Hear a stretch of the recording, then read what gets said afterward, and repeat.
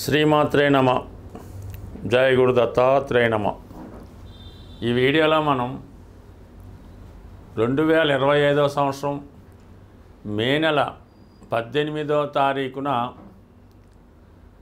రాశులలో మార్పు చెందుతున్న రాహువు మరియు కేతు గ్రహాలు.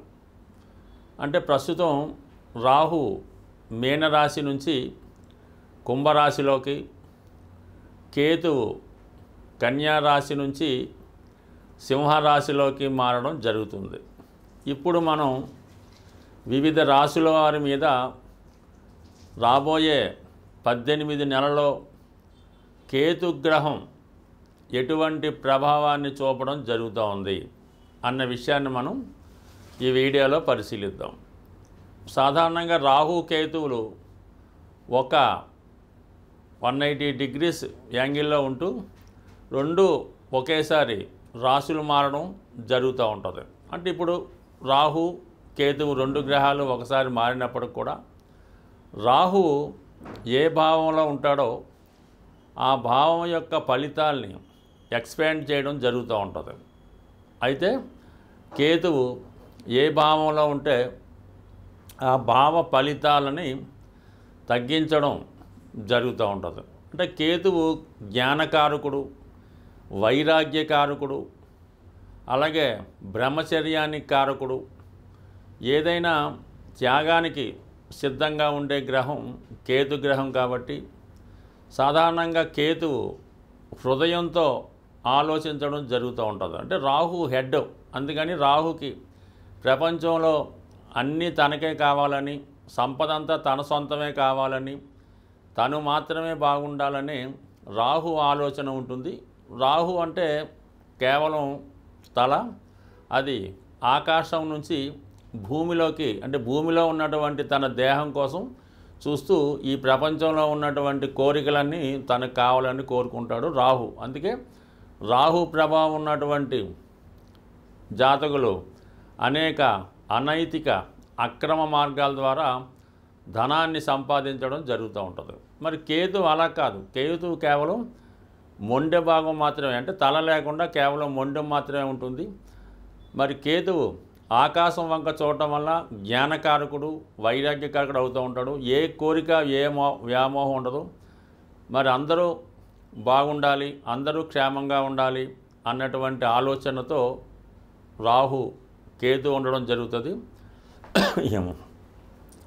దాని తర్వాత ఏంటంటే కేతువు ఏ భావంలో ఉంటే ఆ భావం మీద వ్యామోహాన్ని, కోరికని తగ్గించడం జరుగుతూ ఉంటుంది. మరి ఈ విధంగా ఈ రాహుకేతువులు మార్పు చెందడం వల్ల మరి వివిధ రాశుల వారి మీద కేతువు యొక్క ప్రభావం ఏ విధంగా ఉంటుంది అన్నది పరిశీలిద్దాం. ఈ వీడియోలో మనం మే 18వ తారీఖున కన్యారాశి నుంచి సింహరాశిలోకి మారబోతున్న కేతుగ్రహ ప్రభావం తులారాశి వారి మీద ఏ విధంగా ఉండబోతుంది అని పరిశీలించినప్పుడు మరి ఈ తులారాశి వారికి కేతువు 11వ స్థానంలోకి వెళ్తున్నాడు. అంటే 11వ స్థానంలో ఏ గ్రహం వచ్చినా కూడా దానికి సంబంధించినటువంటి కారకత్వాలు జాతకుడికి అనుకూలంగా రావడం జరుగుతూ ఉంటుంది.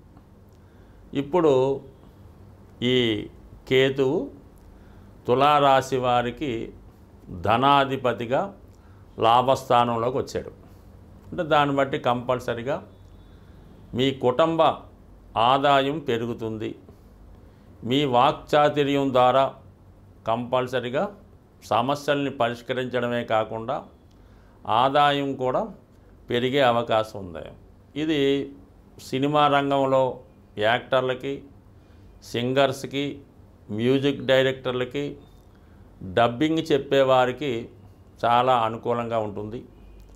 అలాగే ఉపాధ్యాయులు, న్యాయవాదులు, ప్రవచనాలు చెప్పేవారు, ఈ జ్యోతిష్కులు మొదలగు వేదశాస్త్రాన్ని నమ్ముకునే వారికి కూడా కంపల్సరిగా వారి యొక్క ఆదాయం పెరుగుతుంది. మీరు చేసినటువంటి వాదనలైతేనే, యజ్ఞ యాగ హోమాల వల్ల అటు మీ యొక్క ప్రజలు బాగుపడతారు, మీరు కూడా గౌరవప్రదమైనటువంటి లాభాన్ని కూడా పొందే అవకాశం ఉన్నది. అంటే కేతు ఒక జ్ఞాని, ఒక ఆధ్యాత్మికవేత్త, ఒక మంచి పండితుడు, అలాగే ఒక బ్రహ్మచారి, ఒక యువకుడు, ఈ విధంగా అన్ని సామర్థ్యాలు కలిగి ఉన్నటువంటి వ్యక్తిని మనం కేతుగ్రహంలో చూడవచ్చు.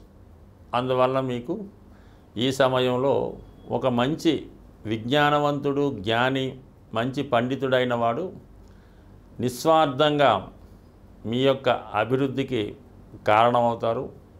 అలాగే అటువంటి వ్యక్తి మీకు పరిచయం అవడం ద్వారా వారి యొక్క బోధనలతో, వారి యొక్క సూచనలతో, సలహాలతో మీరు మీ యొక్క మార్గాన్ని కూడా మార్చుకొని కొంతవరకు మీరు చేస్తున్నటువంటి వృత్తి వ్యాపారాల్లో నిజాయితీగా వ్యవహరించడం, ధర్మంగా అందరికీ సమానంగా చూసుకుంటూ మీ యొక్క ఆదాయాన్ని పెంచడం కూడా జరుగుతూ ఉంటుంది. అలాగే చాలా కాలంగా మీకు ఆగిపోయినటువంటి ప్రమోషన్ కానీ పదవి కానీ రావడం జరుగుతూ ఉంటుంది. ఎక్కువగా తులారాశిలో ఇది సెలబ్రిటీ రాశి అవ్వటం వల్ల రాజకీయ నాయకులు అవ్వచ్చు, సంఘ సంస్కర్తలు అవ్వచ్చు, పెద్ద పెద్ద వ్యాపార సంస్థలు చేస్తున్న వారికి చాలా వరకు ఈ కేతువు లాభంలో రావడం వల్ల ఏదైనా హోదా పెరుగుతూ ఉంటుంది. అలాగే పెద్దవారి సలహాలు లభిస్తూ ఉంటాయి. మీ యొక్క గుర్తింపు రావడం జరుగుతూ ఉంటుంది. ఇవన్నీ అనుకూలిస్తాయి. ముఖ్యంగా ఇది ఆధ్యాత్మిక రంగంలో ఉన్న వాళ్ళకి చాలా వరకు అనుకూలం ఉంటుంది. ఈ సమయంలో మీరు ఏదైనా ఒక పుణ్య కార్యక్రమం లాంటిది చేపట్టడం, అంటే ఏదైనా ఒక పెద్ద క్రతువు, ఒక యజ్ఞాన్ని చేపట్టడం, లేదంటే ఒక పెద్ద ట్రస్ట్ లాగా ప్రారంభించడం, ఒక గోశాలను స్టార్ట్ చేయడం, ఎంతోమంది విద్యార్థులకి చదివించేలాగో, లేదంటే ఒక హాస్పిటల్లో, ఒక ఆశ్రమం, స్కూల్లో చేయడం వల్ల దానికి తగు విధమైనటువంటి సహకారం, అంటే దానికైనా భూమి కావాలంటే భూమి వస్తుంది, డొనేషన్లు వస్తాయి, పెద్దవారి సహకారం కూడా వస్తుంది. అలాగే మీ యొక్క ఆదాయాన్ని మార్చుకునే విషయంలో, అదే కొంతకాలంగా మీరు ఏదో ఒక సినిమా రంగంలో ఉండి సినిమాల ద్వారా ఆదాయం సంపాదించవచ్చు, ఒక సాఫ్ట్వేర్ కంపెనీ ఉండి దాని ద్వారా ఆదాయం సంపాదించు. ఇప్పుడు అలా కాకుండా, అటువంటి వ్యాపారాలు కాకుండా ఇంకా బాగా 10 మందికి ఉపయోగపడేలాగా ఏదైనా ఒక హాస్పిటల్, ఒక కంటి వైద్యశాల, ఒక అనాథ శరణాలయం, ఒక అనాథ ఆశ్రమం నిర్మించి ఒక గోశాల లాంటిది నిర్మించడం, దానితో మీరు చాలామందికి వారి యొక్క ఆకలి తీర్చడం కానీ, వాళ్ళ యొక్క రోగాలు తగ్గించడం కానీ, వాళ్ళని మంచి మార్గంలో పెట్టడం. అంటే చాలామంది ఎలాగంటే మతి స్థిమితం లేకుండా ఈ లవ్ ఫెయిల్యూర్స్ వేరే కారణాల వల్ల చదువుకుంటూ కూడా ఉద్యోగాలు లేకపోవడం వల్ల మెంటల్ స్టెబిలిటీ తప్పి రకరకాలుగా బిహేవ్ చేస్తూ తిరుగుతూ ఉంటారు. అటువంటి వారిని కూడా మీరు ఒక చోట సమూహపరిచి వారికి ఒక మంచి జ్ఞానాన్ని బోధించి మళ్ళా మంచి మార్గంలో పెట్టే విధంగా కూడా మీరు సహకరించే అవకాశం ఉంది. ఏదన్నా మీరు లాభాపేక్ష లేకుండా మీ యొక్క సొంత ధనంతో చాలా వరకు ఖర్చు పెట్టి మంచి వ్యక్తిగా పేరు తెచ్చుకోవడం జరుగుతూ ఉంటుంది. అంటే ఒక విధంగా చెప్పాలంటే గత జన్మ రుణాన్ని ఈ జన్మలో మీరు తీర్చుకోవడం జరుగుతూ ఉంటుంది. అందువల్లనే కొంతమంది ఏదో గత జన్మ బంధం వల్ల ఒక స్నేహితుడిని చదివించడము, ఆ స్నేహితుల పిల్లలకి ఉద్యోగాలు ఇప్పించి వాళ్ళని చదివించడమో, వాళ్ళకి పెళ్ళిళ్ళు చేయడమో జరుగుతూ ఉంటుంది. కొంతమంది ఏదో సంబంధం లేకుండా ఇలాగేదో ఒక సొసైటీయో, ఒక అనాథ శరణాలయం స్థాపించి అనేక మంది పిల్లల్ని అది పెంచుతూ ఉంటారు. దానికి సొంత డబ్బు కూడా ఖర్చు పెట్టి చేస్తూ ఉంటారు. అలాగా అనాథ సేవ చేయడం, 10 మందిని మంచి మార్గంలో నడిపించడం, ఇది ఒక మీ కర్తవ్యంగా భావించి, అంటే ఇందాక మనం అనుకున్నట్టు రాహు కేతువులు గత జన్మలో రుణాన్ని ఈ జన్మలో తీర్చే ప్రయత్నం చేస్తూ ఉంటాయి. ఈ ప్రయత్నంలో మీరు మీ యొక్క స్థాయిని బట్టి ఏదో ఒక సాక్రిఫై, ఏదో ఒక మంచి కార్యక్రమం లాభం లేకుండా ప్రతిఫలం పొందకుండా చేసే అవకాశం ఉంటుంది. కేతుగ్రహం మనకి సంపూర్ణంగా సహకరించాలంటే మరి విఘ్నేశ్వరుడి యొక్క ఆరాధన వల్ల మనకి కేతువు సంతృప్తి చెందడం జరుగుతూ ఉంటుంది. అందుకని కంపల్సరిగా ఈ కేతువు పెట్టినటువంటి ఇబ్బందులు నుంచి, అంటే కేతువు ఇబ్బందులే ఉంది, ఏ పని ప్రారంభించినా మధ్యలో ఆగుతుంటుంది. మనం ఒక ప్రయత్నం కోసం వెళ్తే వేరే ప్రయత్నం జరుగుతూ ఉంటుంది. విద్యార్థులకి చదువు మీద ఆసక్తి తగ్గి మిగతా విషయాల మీద ఆసక్తి వెళ్తుంది. బట్ ఏదైనా కంపల్సరిగా కేతుగ్రహం అంటే విఘ్నేశ్వరుడు యొక్క ఆరాధన, సంకటనాశన గణేష్ స్తోత్రం చదువుకోవడం, సంకష్టహర చతుర్థి రోజు కంపల్సరిగా ఉపవాసం ఉండి విధి విధానంగా మరి ఉదయం పూట ఏదన్నా గణపతి హోమం జరుగుతుంటే అందులో పాల్గొనడం, ప్రదోష వేళ సాయంకాలం అభిషేకంలో పాల్గొనడం వల్ల చక్కగా ఈ యొక్క విఘ్నేశ్వరుడు యొక్క అనుగ్రహంతో కేతుగ్రహ అనుగ్రహం లభిస్తుంది. సింపుల్గా ఏంటంటే ఆదివారం కానీ మంగళవారం కానీ ఎండు ఖర్జూరం అన్నది ఒక 7 ఎండు ఖర్జూరాలు, అలాగే ఒక చిల్లర నాణం 10 రూపాయలదో 20 రూపాయల నాణ్యం తీసుకొని మరి అలాగే ఒక 7 మంది సాధువులకి అక్కడ, అంటే సాధువులు అంటే మామూలుగా అక్కడ టెంపుల్ దగ్గర ఉన్నటువంటి ఈ కాషాయ రంగు ధరించిన వాళ్ళకి ఒక 7గురికి డొనేట్ చేయడం వల్ల మనకి కేతుగ్రహ అనుగ్రహం లభిస్తుంది. ఎక్కువగా డ్రై ఫ్రూట్స్ మరి మీరు ఆహారంగా తీసుకున్నా, అదే దేవాలయంలో స్వామికి ప్రసాదంగా నైవేద్యంగా సమర్పించిన కేతుగ్రహ అనుగ్రహం లభించే అవకాశం ఉంది. అంటే పిల్లల యొక్క చదువు తరచూ ఇబ్బంది పడుతుంది, కలలో మనకి పెద్దవాళ్ళు మరణించిన వారు కలలో కనబడుతున్నారు అనుకున్నప్పుడు ఈ పిల్లులు ఉంటాయి కదా, దానికి చక్కగా పాలు నైవేద్యం అని కాదు, పిల్లులకి పాలు పెట్టడం వల్ల ఈ కేతుగ్రహ దోషం పరిహారం అవుతుంటుంది. అంటే సాధారణంగా పిల్లులకి మరి ఈ ఆత్మలు అవి కనబడుతుంటాయని చెప్తూ ఉంటారు. అది శాస్త్రాల్లో చదవడం తప్ప మనకైతే తెలియదు. కానీ సో ఏదైనా మనం గమనించినప్పుడు అర్థమవుతుంటుంది.